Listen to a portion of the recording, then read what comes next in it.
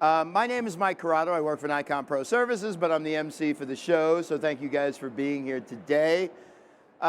This is a really cool panel that we put together for anyone that is interested in the video space or excelling in video in your business. I think with a nod of a head, you probably all agree that video is a huge part of what you do. Whether you started off as a still photographer or you've had video enter your space, after, or you started as a video person, like Sharrone. We're going to talk about all of that over the next 45 minutes or so, but we do ask that you interrupt us. If you have questions, raise your hand, and we'll leave a little time at the end for some Q&A. But let me start, stage left, my far left, with the introduction of Mr. Jerry Ghionis, live here in Kentucky from Las Vegas. Jerry Ghionis, ladies and gentlemen.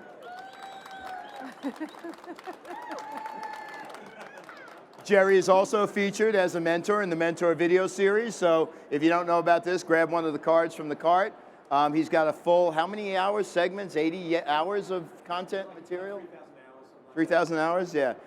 Where he really goes in depth, so we found that kind of education is great, right, Jerry? So you go back again and again, you can watch as many times as you want, you rewind, fast forward, watch the sections as often as you'd like, and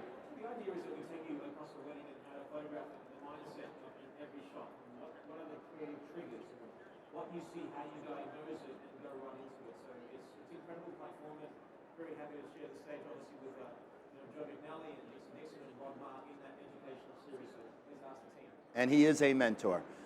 This is one of my favorite people I've met just recently, Mr. Ben Davis, filmmaker. You have a studio with your wife? I do. It's the love of my life. She's the boss. I just carry the bag. And where are you based? Tinton Falls, New Jersey. Very nice. Oh, two New Jersey people and someone from Australia. It's like two men and a baby. It's great. And with me from Fiore Films, we have Sharrone Calafiore. Now, to me, it's always about how someone touches a heart.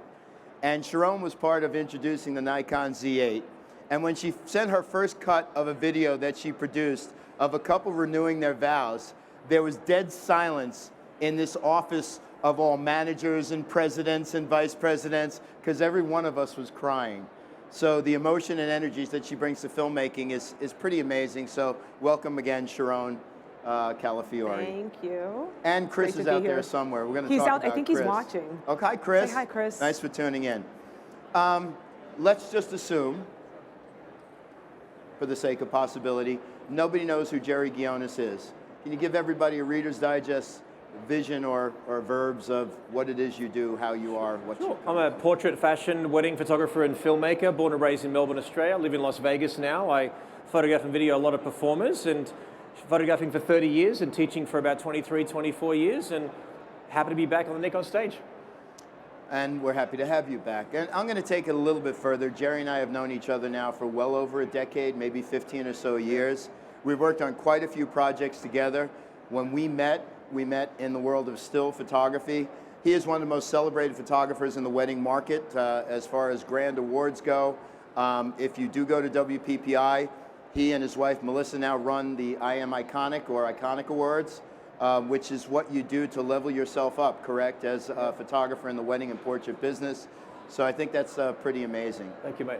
Ben, a little more background other than New Jersey, because I'm going to delve into why you guys got into video next. But where are you from? How did you get started in this business?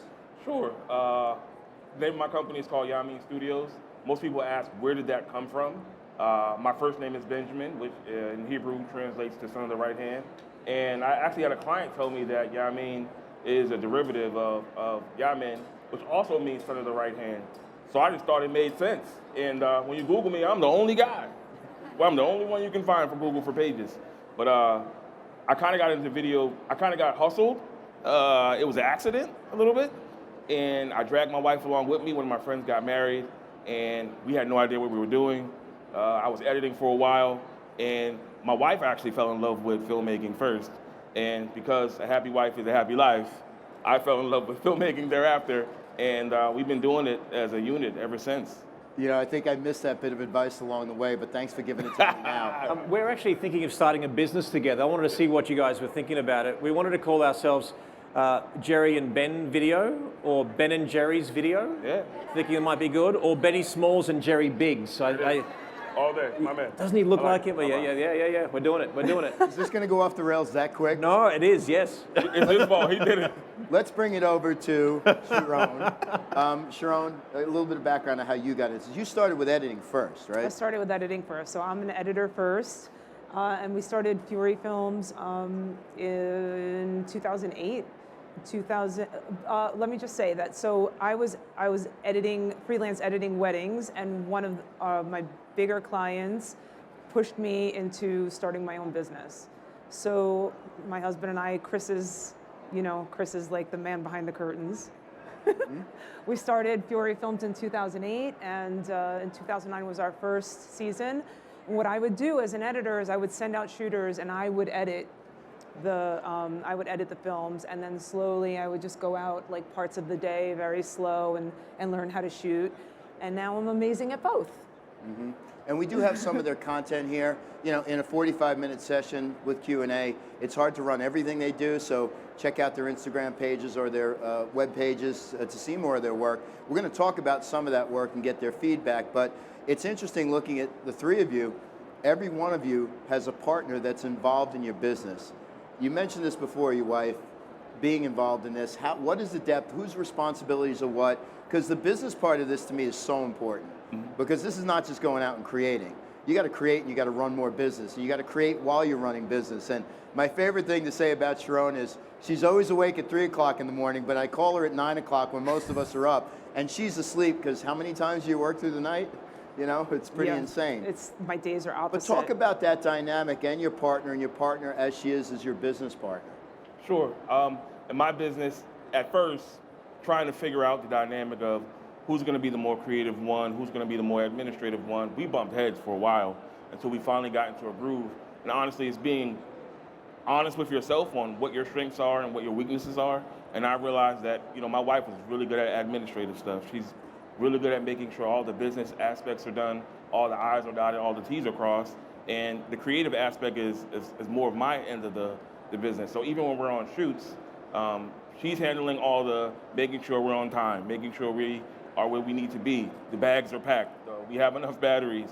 Whereas I'm focused more on the pre-production aspects, and even on shoot day, I'm more of the creative edge of our business. So I love to tell people the awesome thing about being a husband and wife team, even from an image creation standpoint, is men and women process information very different. So we can stand in the same exact spot with the same exact lens and compose two totally different images.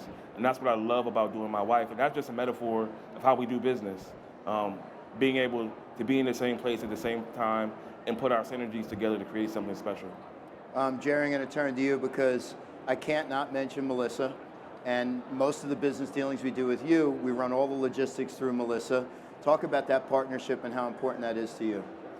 Well, absolutely. I mean, to be honest, our anniversary was a few days ago. We're married for 13 years, and I actually didn't know exactly how incredible and instrumental she'll be for our business. And the elevator pitch and how I can describe what we do is that I'm the driver, she's the engine, the clients are the fuel.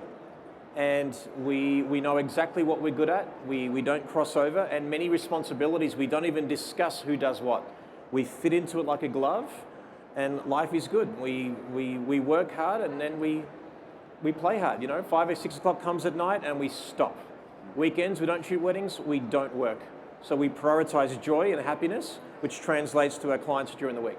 And I think that's huge, and you just came back from a trip to Australia that you plan every year. Mm-hmm. And I think the balance of work and life has to be, because when you start to burn out and you feel it, and I feel it through work myself, if I don't break away, excuse me, don't judge for pickleball, which I'm trying to be a 61-year-old champ, and it's not working yet, but I'm working on it. I beat him.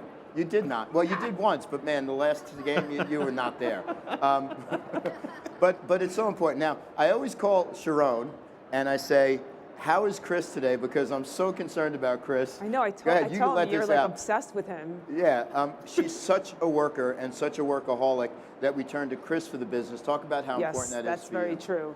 So you use an analogy of the engine in the car, and I always use the analogy of like Chris's Alfredo as Alfred. He's the Alfred, and I'm Batman. So there's no like Batman without Alfred. You know, like Alfred really runs the show behind the scenes. He gets all the equipment and you know, runs the business. Yeah, so that's what Chris is. Thank God, because you know, like if you were looking at my brain, it would just look like a bunch of noodles, like scrambled, and then Chris is like a walking spreadsheet. So it's perfect. He runs, and also I'm very uncomfortable with business. I'm very uncomfortable when it comes to talking about money, payments, and all that stuff. So thank God for Chris. You know, he handles all that. And that's important. How many of you feel uncomfortable about certain kinds of conversations, but you need those to survive, right? And that's so important. With everyone out here, just imagine like me, and I'm a perfect candidate. I grew up a still photographer. I see visually. I ended up eventually directing after being mentored by people like Corey Rich and Roy Dahl, a director here, watching the way they work. I love that directing side, but I'm going to start with you, Jerry. When you first, since you're the newest to the video space, what advice would you give to people about getting into video?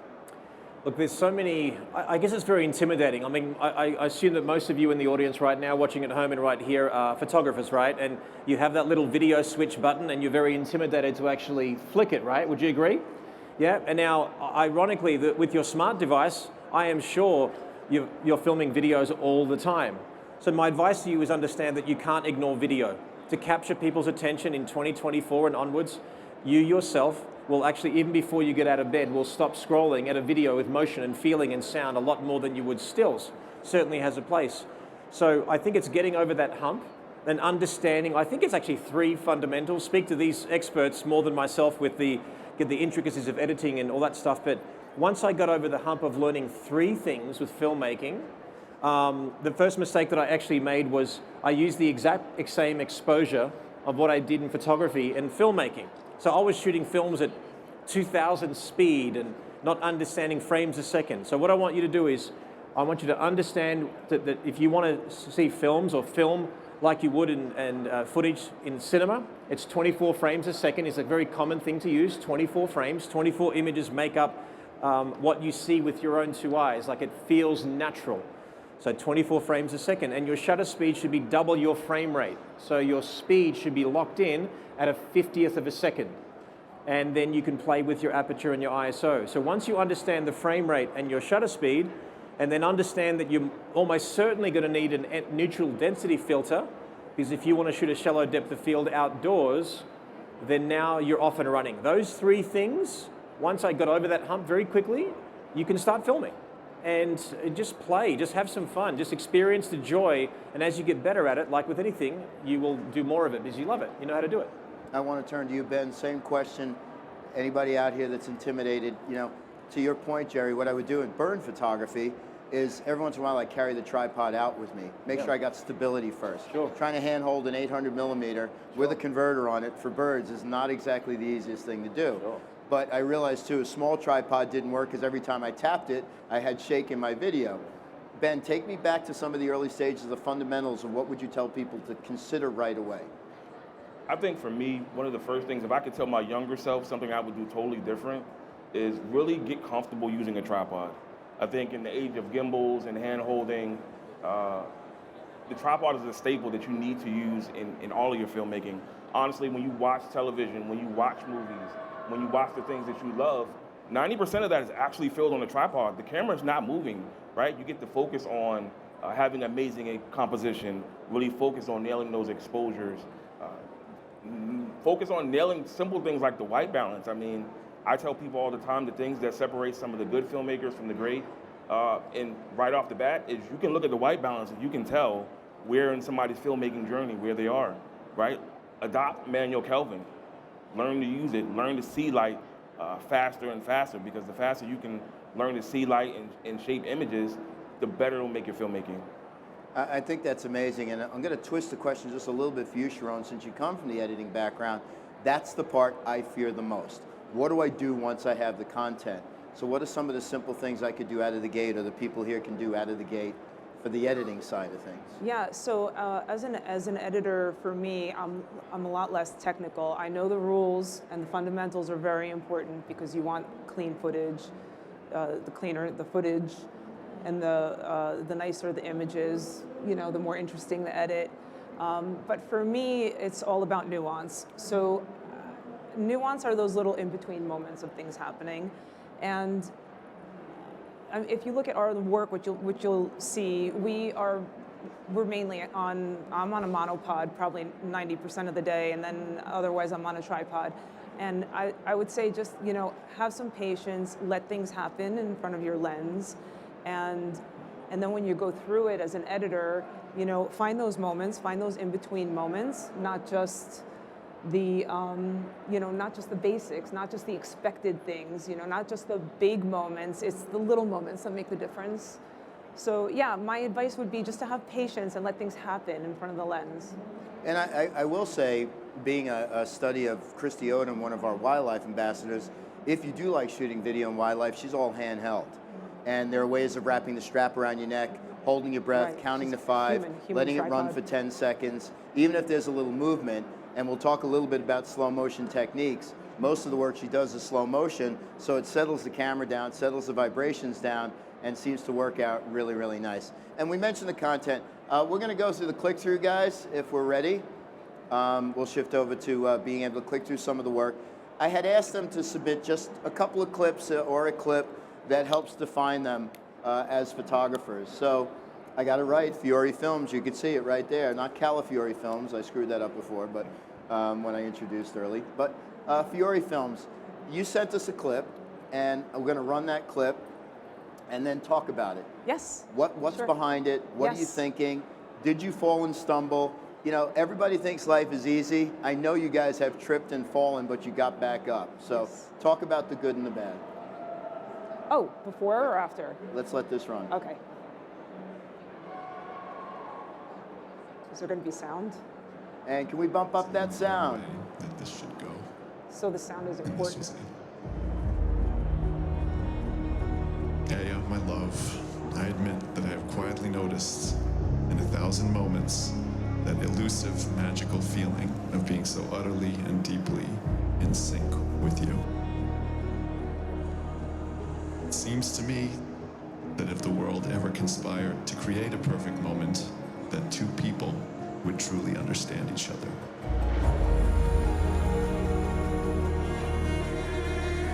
Today, I pledge to you my commitment, my honesty, to hold sacred your trust. Today, I trade my insecurity for your affection. I invite you to take this leap together, knowing that even in falling, our secret keeps us invincible.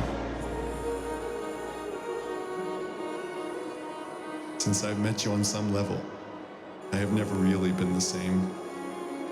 I cannot help but think how lucky we are to be on the verge of such a life. To my beautiful, talented love, my impossible and celestial Aya, I love you dearly. I really do.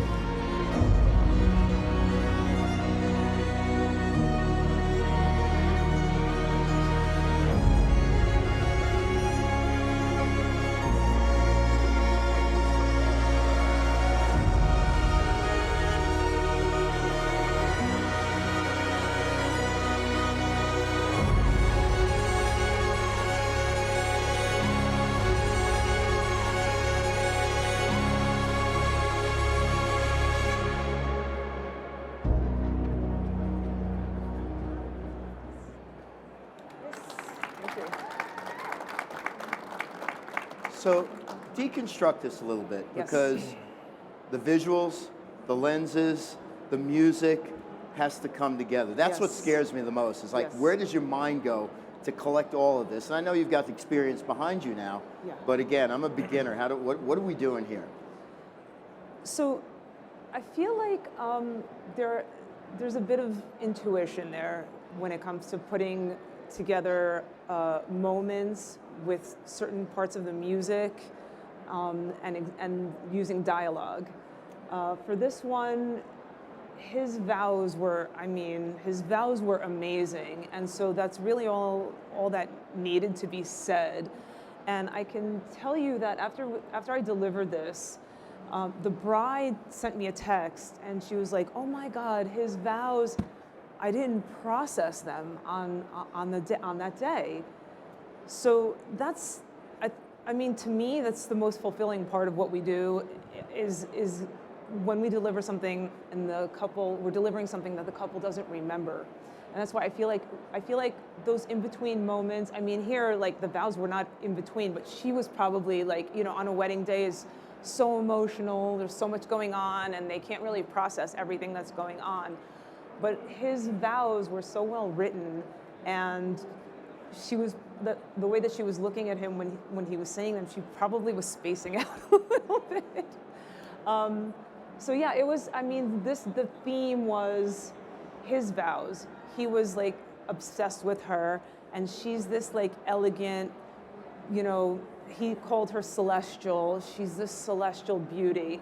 And so it needed celestial music and not something too, I would say, you know, it needed something beautiful, not overly dramatic, but dramatic.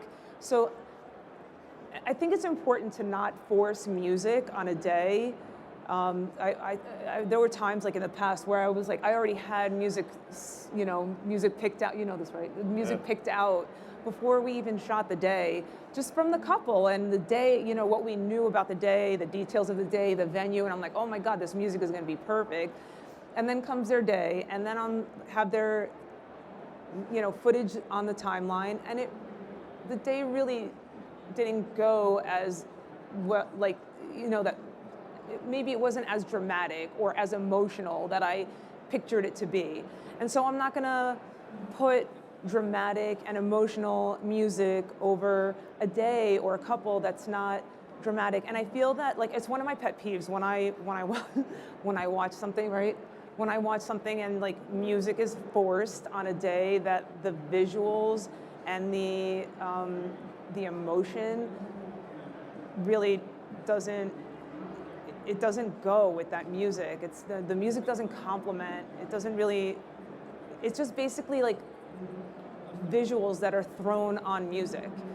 And to me, that's not what we're doing. What we're doing is we're delivering to our couples a memory, you know, and we're presenting it in a way that they can, you know, sort of like a fantasy that they can look back on, a flashback of this amazing day, these amazing moments. So yeah, this couple was amazing. That was the whole, like, thought process behind this one. And I think what you say is so true. We go through those moments, and they're fleeting moments for us, and when you're involved in them, you totally forget them. Yeah. It's so weird, but that is so true. So to observe that and be able to record that, that's amazing. Just very quickly, talk about the footprint. When you're out doing this, you have 10 camera operators, or is it just you and one other person? How are you handling a wedding? Because that seems a bit daunting as well. Yeah, this one was two of us. There was two of us shooting. And it was just two cameras. We didn't even have, like, a third static camera or anything like that. It was it was a two-camera shoot, but a lot of times there's three of us. So I'm usually at the bride prep. I have someone, you know, one of the guys, and the guy, I'm so grateful for the guys that we have. You've met them. They're just amazing. We work as, like, a team. We don't even need to talk to each other during the day. We can just do hand signals. So like, everybody's in sync, the we're in synergy is sync, there. yeah, same people. So yeah, I think that one of the things that I'm gonna talk about later is, like, moments that we can't mess up. And moments that we can't mess up are things like the processional, the formalities. There better be two cameras, at least two cameras going on those moments. Part. Yeah, those are the parts of the day that, like, if something, I mean, anything could happen. You could forget to hit record, something could happen to your card, like anything, and those parts of the day you can't mess up. Gotcha. So even if you're a solo shooter, you should have a static camera on those parts of the day too. It's funny you say that, and this is a true story, and she doesn't mind me saying it, but our ambassador, Dixie Dixon, got out of wedding photography because she and her mother were working together on a shoot, and they missed the kiss shot, and she said, I can't do this anymore. It's a lot of stress because there's no second takes moments. on a wedding day. It's a live event, and there's no second chances. He's just Jerry Ghionis. Jerry, we're going to do two things. I asked Jerry to do something because it's so pivotal to your business, but share a segment of one of your behind-the-scenes still shoots. Yeah. I'm going to run this real quick. and then explain why you do this and how important it is to your business. Right, go for it.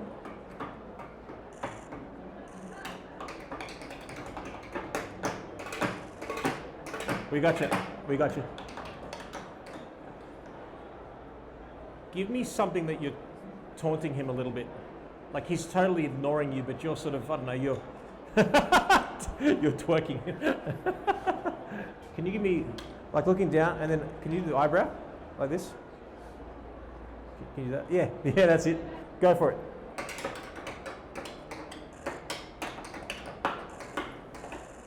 And then look at your brother and go, oh.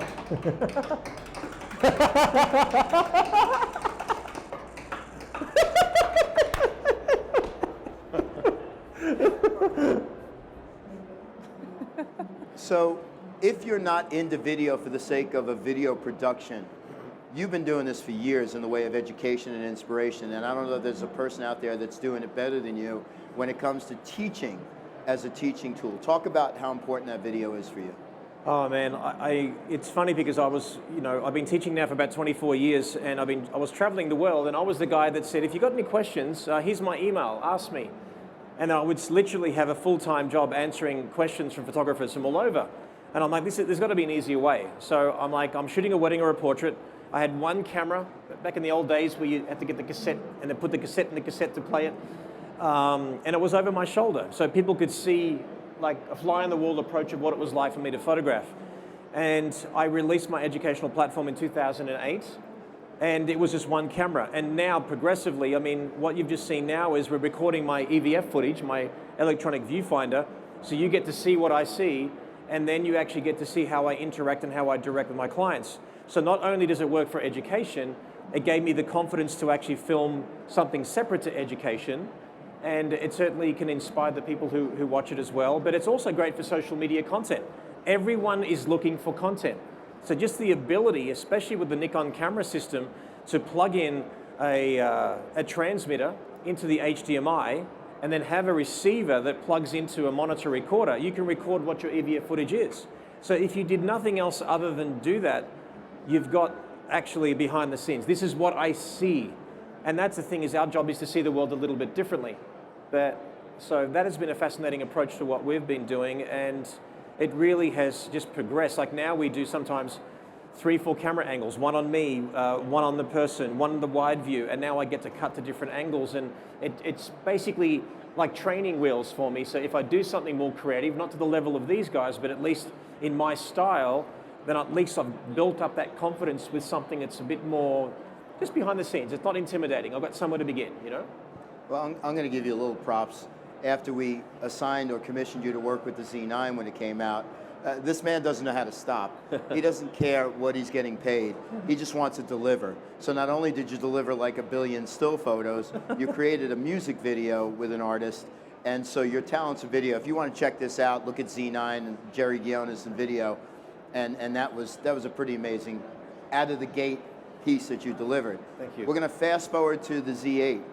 And you did a piece that was a timepiece, right? About a couple and life. We're going to show that, and you sent in what you call the transition. Yeah. And let's see it, and then we'll have you talk about it. Can I introduce it, and then I want to talk over it because it's silent. If I said no, would you still introduce it? Yes. Yes. All right, then go ahead. So it's interesting because the video piece, the one that you're not seeing today, is a love story of a couple falling in love and celebrating the milestones of one's life.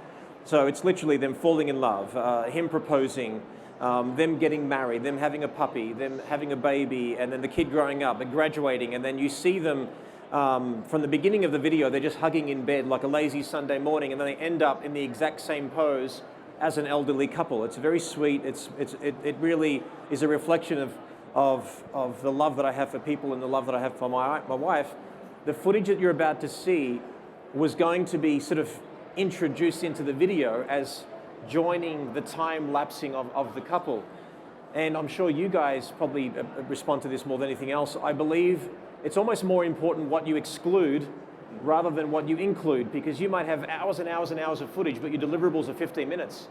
So you have to know when to stop. So I produced this, and I'm like, you know what, this does not work, and it ruins the emotion of the video. So let me make it in a standalone piece and you begin to understand the cycle of one's life, it might be a fun introduction for you guys to film something with no people, no intimidation, and you can tell a story, something like this. So here we are, the couple are married, you can sort of see, you know, now they have a sort of a wonderful night, champagne, they've done some fun stuff. The exercise bike is now a clothes rack. We're representing a time lapse. This is moving a continuous light. They have a baby here, and you can see that reflected. Then they have a puppy. They can afford a new dresser. And then the puppy now grows older. And then now we're getting a little bit older. We've got, you know, we're crocheting, and now we've got some pills and a walker and some slippers. So without showing a single human, we've actually told a story in less than a minute. So it was just fun to do. Very nice. So, again, I wish we had more time to share the full videos, but check these things out at Nikon USA or Jerry's site, and it's pretty amazing. Ben, you've been quiet because I haven't turned to you, but we're about to turn to you. It's Yamin Studios, as you described. And so we actually went with 2 videos for you, and we want to show those, and if you could give us a little bit of that deconstruction as well, sure. Let's do that. So, viewing audiences are all approved here? We're good? We can show this content? Yes. All right, let's roll.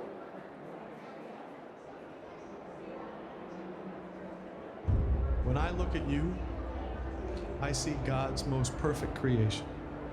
You've opened my heart to the beauty of what it means to love and be loved unconditionally. To be your husband is the realization of my greatest dream. I promise to choose you and us every single day. I promise to cherish our love until the end of time. I stand before you today, truly the luckiest man.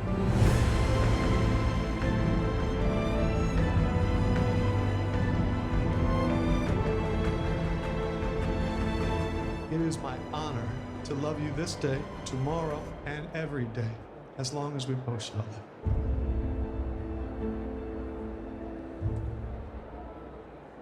You know, you kill me with the music. You just Sorry. in a great way. Talk about this. Is this a teaser for the couple? Is this something you provide to the couple? Is this part of your portfolio? Talk about this. Yeah, so this was actually a teaser for the couple. This couple was actually quite interesting to work with. I won't say one of my favorites, all my couples are my favorites, but they had a very unique dynamic in the way they interacted with one another. The young man, he's on television, so he has a larger-than-life personality, but behind closed doors, he's a little bit more introverted and a comedian, the things you don't see on television. So it was good to see that other side of him, and we wanted to get that soft side out on video, right? I think the most important part of being a wedding filmmaker is what I like to call capturing the moments between the moments. You're gonna get the obvious things, you're gonna get the kisses, you're gonna get the dances, but what are those little things that no one else is paying attention to, that you should be paying attention to, that really make their wedding film unique? We're notorious in our studio. My wife will be under a bush, in a tree, like weird like that, but that's how you get the shots that no one else is getting. That's how you create imagery that no one else is making, right? Also, being a husband and wife team and being married for 13 years, your perspective on what's important begins to change. In the age of social media and everybody wants to be trendy, 13 years from now, those things might not mean as much. And so we want the films that we create to resonate with our couples, not the day that they get them, but 10 years from now, and 15 years from now, and 20 years from now. And so that's really, really important. I have a musical background. I play piano and drums, and I did some production for a while. So for me, the soundtracks and the scoring is the most important part, other than the beautiful words being spoken. So all my films begin with dialogue, and they begin with the soundtrack. And once I lay out the dialogue, and once I lay out the soundtrack, then the visuals tend to fall in place. But until I get that, I have a hard time completing edits. I think Sharrone mentioned the fact that we'll spend hours and hours and days searching for that right piece to bring out the personality of our couples, because every single one of them is different. And so in this piece, I know they had a larger-than-life wedding. They got married at Ohika Castle. Anytime you get married at a castle, it's gotta feel epic, you know what I mean? And the emotion that they had within their family, the bringing together of the two cultures, I wanted that to be reflective not only in the soundtrack, but in the visuals as well. So we were intentional about marrying together both of the cultures within the teaser for the family so they could be really excited and proud. It's amazing. And if you guys are tuning in on live stream now, we're here with Sharrone, Ben, and Jerry talking about video production and how to get into video. While I have the two of you on the wedding side, you make all of that video that looks so complicated seem easy. Go-to lenses, are you thinking about that kind of stuff? Just a little insight onto, do you have a favorite lens that you're using, or what's your kit look like? I'll start with you, Sharrone. So I'm mainly a prime lens shooter, and there's three main lenses. My favorite lens, the lens that I'm on most of the day, is the 85-1.2, and I feel like with the 85, I'm more of like an intimate shooter. So I'm not necessarily a wide shooter. I like to get, you know, more intimate moments. I'm a medium shot shooter, and with the 85, I'm able to capture all of that. And if I have to move back, I move back. But the 50 is also very important to have because that's sort of, you know, the basic. And then the other lens that I use is the 135. But with the high-res zoom on the Z8, I'm mostly on the 85. So that's my go-to lens. I try not to mess around with changing lenses. The day is just too complicated and it moves so quickly, and you can't mess around with changing lenses too much throughout the day. So that's pretty much my kit. The 50, the 85, and the 135, but mostly the 85. I'll zoom, I'll use that zoom.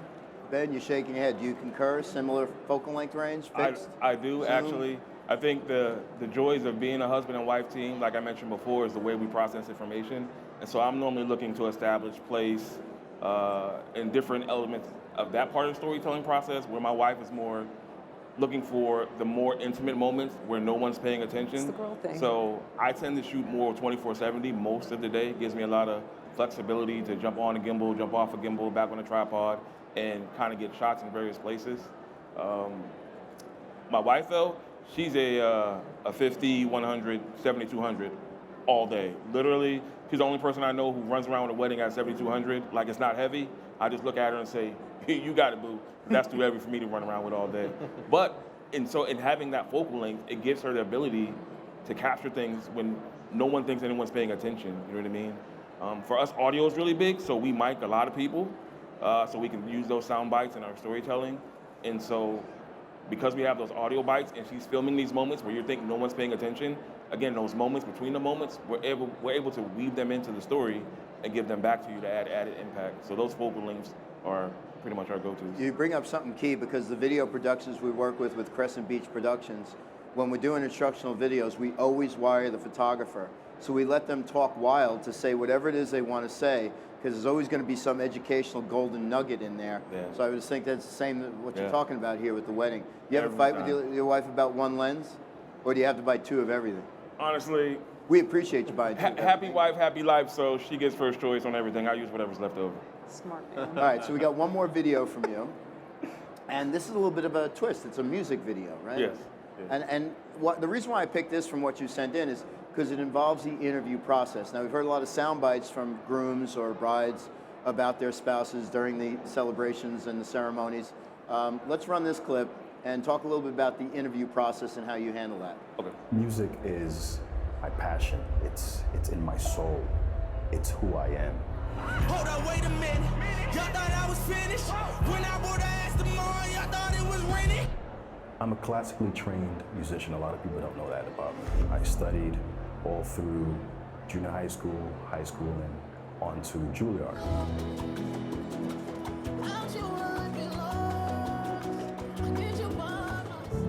Selecting tracks that I know will move people. And not just move them physically, but move their souls the way music moves mine.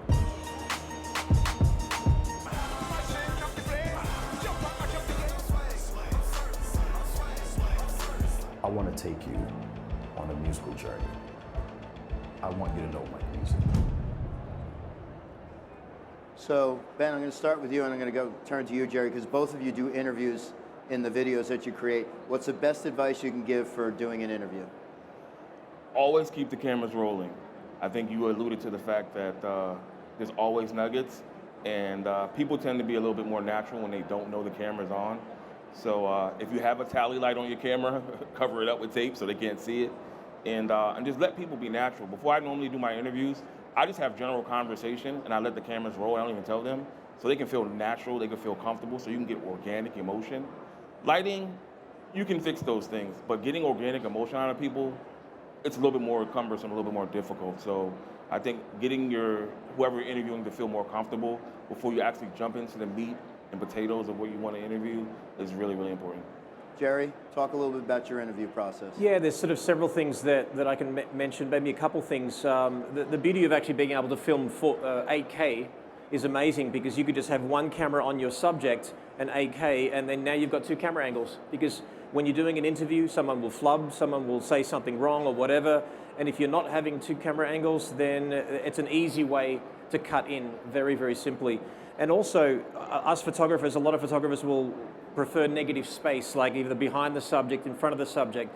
If you want to invite the viewer in, you'll often find documentaries where the subject matter is front and center. Or if they're talking off camera, for example, you want the negative space slightly in front of them because it's inviting the viewer into that person's life. So you can't be overly creative with your cropping unless you're doing a crime story or one of those things where you want to create tension and stuff like that. And certainly audio backup and everything like that. We wire everything, like that it's independently recorded. And also you'll have another mic as well. Like, this is the thing, a video could be okay quality, but if the sound is bad, it's a bad video. So you can resurrect a video by the sound, and certainly you can do what you can in post with the filming, but keep it clean, keep it simple. You're there to tell a story, let them do the magic. A lot of the productions we do in-house at Nikon, we're actually backing up sound. We're using two different devices, one from the camera, one separate from the camera. Sharrone, talk a little bit about sound, how you handle sound as we wind down. It's important, especially for a wedding. We're backing up like crazy. So for ceremony, we're tapping into a soundboard that we can. We have a lav mic on the groom. We have a lav mic on the officiant. We throw an Insta mic, a little mic on a speaker just as a backup. I mean, you're in trouble if you mess up on the audio. And our cameras, obviously, we have sound going into the cameras as well. It's imperative to have backup audio. Ben, talk to sound. Yeah, I mean, I'm just like Sharrone and Jerry. I'm OCD a little bit when it comes to audio. I'm micing everything and anybody who might have something to say. I even mic the planners sometimes, just because there's things that happen behind closed doors or at a split second that could change the essence of the story that you want to tell. I even mic the bride sometimes. Like she mentioned the Insta mic. I have an Insta mic that I use for brides as well. If, especially when they're getting married outside, on a beach, those things are really, really important. So the sound is what makes video special. I can't imagine you're out to a wedding and the plane goes overhead. When we're on production, it's like, okay, wait, let's do this again. Yeah. Can't do that at a wedding, so I can't imagine how difficult that is. Are there any questions out there from the audience? Everybody wants to raise a hand. I will repeat the question for the live stream audience, but if you could speak loud, that would be great.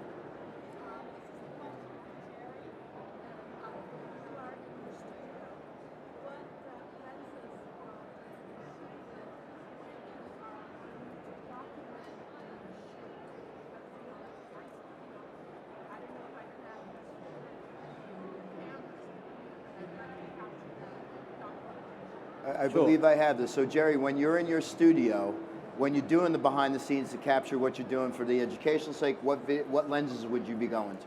Yeah, so normally it would be like a 14 to 30 millimeter lens over my shoulder, so it captures sort of the wider area. If you want something more versatile where it can go a little bit closer as well, I think one of the most underrated lenses in the Nikon camera lineup, in the lens lineup, is the 24 to 120. It's incredible. I find that fantastic for photography, certainly, and for video, it just captures everything. You've got wide, you've got close, that's the most versatile. Obviously, the wider you go, like if it's a 1.2 or something like that, it looks a bit more dreamy, but for behind the scenes, people don't want cinematic, they just want to be a fly on the wall to watch your approach. So don't be overly creative, just get it clean, get the sound good, and you'll be fine. You don't like dreamy? Dreamy? It could be dreamy, but no one's there to look at the I know. dreaminess. Can I jump in really fast, Mike? Yes, you can. And I will And I also saw a say- hand go up here. The best camera you have is the one in your pocket. If you don't have extra bodies lying around, just use your phone and make sure you have great lighting, and you can manipulate that video to do whatever you want, especially with these new phones. The video quality is amazing.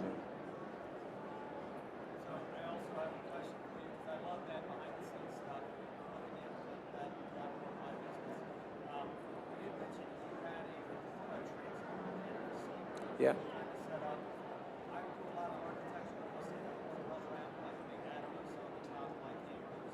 Sure. All right, let me repeat that question. He's talking about when Jerry mentioned transmitting and getting a live view feed from the camera, recording it for educational purposes. Jerry, you helped us get set up with Hollyland and the devices that you use.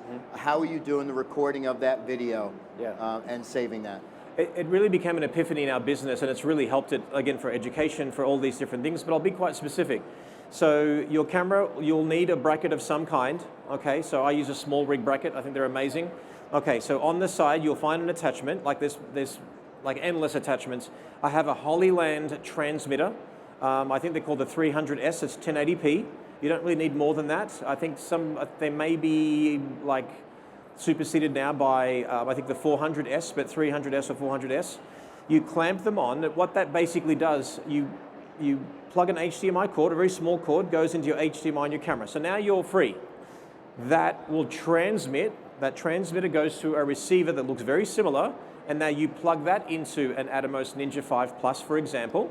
You don't have to have it elaborate, it can be just sitting there. I have it on a stand with a V-mount battery, so I'm actually charging the receiver and charging the Atomos into a dual plug that goes into my V-mount, and then all I do is I just press record on my Atomos, and it's recording the feed that what I see in my camera. And I just worked out in the last couple of months, because it eluded me, how do you sync EVF footage to footage is very difficult. And I found a setting on my Atomos that actually enables me to put a shotgun mic, a Rode microphone, on my Atomos, and it records my sound. So if I'm doing a BTS of me over my shoulder and my EVF, I can sync it. And we use a program called Pluralize that actually will, and now there's probably AI solutions for that, but that syncs all the audio up. So now you've got this perfect video. The great thing is that if you're doing vertical videos for content, you get the EVF footage and then you get your horizontal, stack them vertically, and now you've got this perfect thing, and you leave a bit of negative space for your captions. For those of you who've seen my social media recently, I've done a what would Jerry do, and then the Jerry chant at the end, just a bit of a fun, playful way of doing things, and it's just fun, man. It's fun. I think it's a very easy way to get into filmmaking for photographers, because you get your confidence up with sound and color, and then now you can have a bit of fun, be more creative. I got time for one more question, the gentleman right here.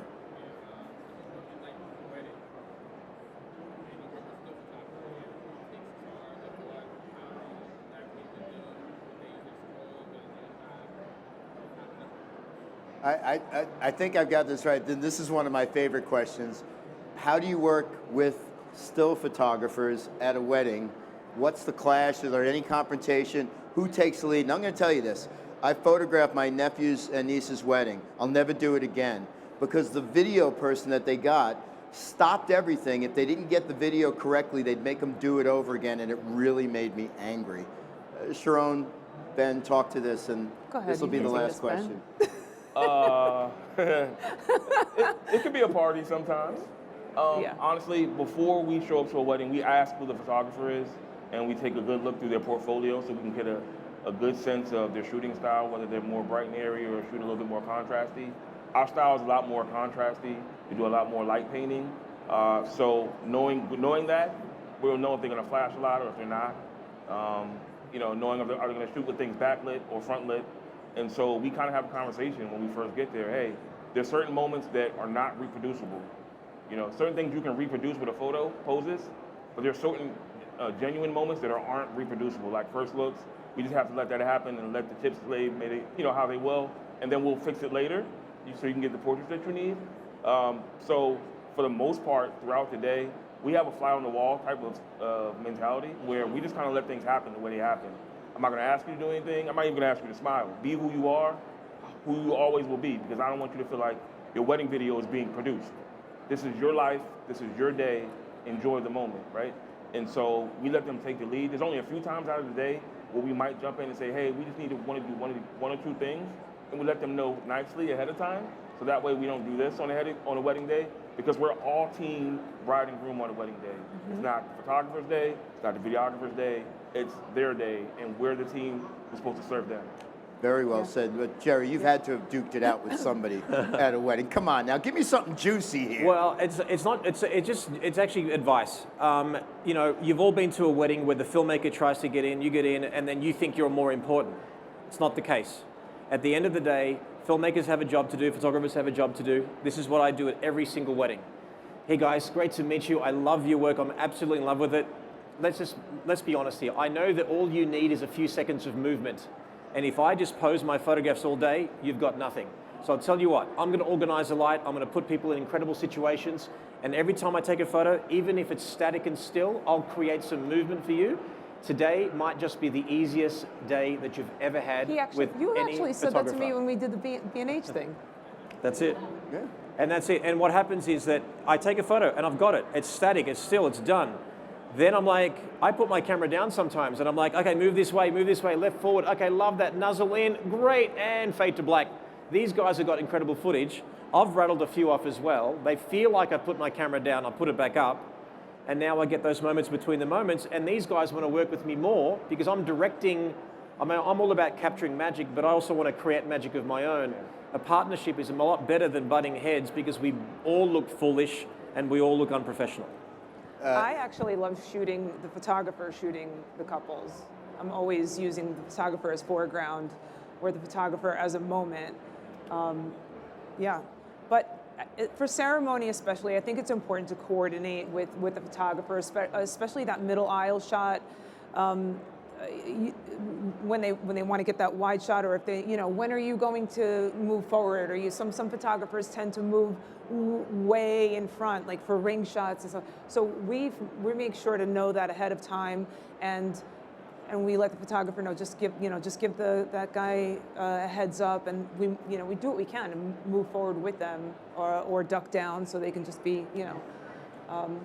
amazing. It's coordinated properly. Thank you guys so much. We went a little bit over, but I think it was well worth it, don't you think? Yeah, some great information here. Thank you guys for hanging with us on the live stream.